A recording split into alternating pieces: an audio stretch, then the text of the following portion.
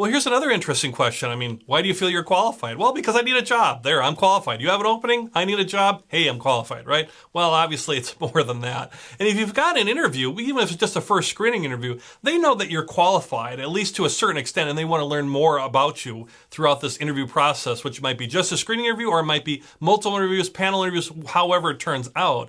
But they wouldn't be talking to you if they didn't feel you were at least somewhat qualified for the position.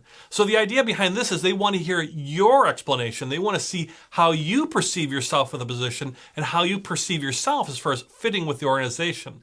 So how do you do that? Go back to the job description, right? If hopefully you've got that, if not, try to get that, or through your interviews, you'll learn more about the position. This is where if you learn, the more you learn, the better, because then you can really put in together your experience, your knowledge, your skills, abilities, and matching that up with that job description and how they really work together. You're almost thinking about, or what you're really doing is taking that job description almost point by point and walking through it. Now, you don't want to be so boring and stale. It's like, well, you feel qualified? Well, it says you need to have 6 years of college. I have 7 years. A little bit of that's good, but you want to really emphasize that a little bit more in a specific and concise manner. So let's take a quick example on how that looks.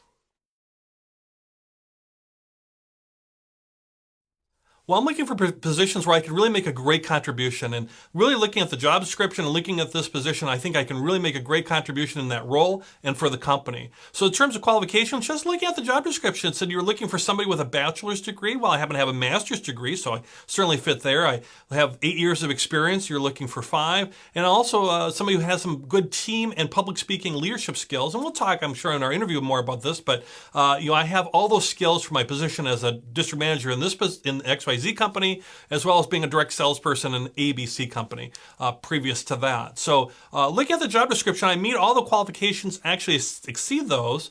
And then talking with some of the other interviews I've had, like with Tom, I learned a little bit more about really what it takes to be successful in the position. So I think I have some of the skills that really lend itself well to that as well. So even the job description and talking about being a great teammate, those are some skills they could bring. And I know with Tom, he really valued that in our interview that we had.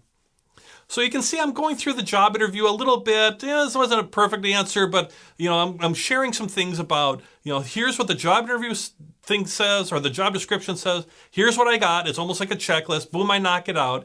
And then I'm emphasizing a couple of my key traits, whether it's leadership or training, or teammates, or what I've learned from Tom, to show that I'm going beyond just the basic job description, because I got lots of candidates, but I can even do more. So think about that for that question about how you can really contribute even more, and you'll be very prepared for a question like that.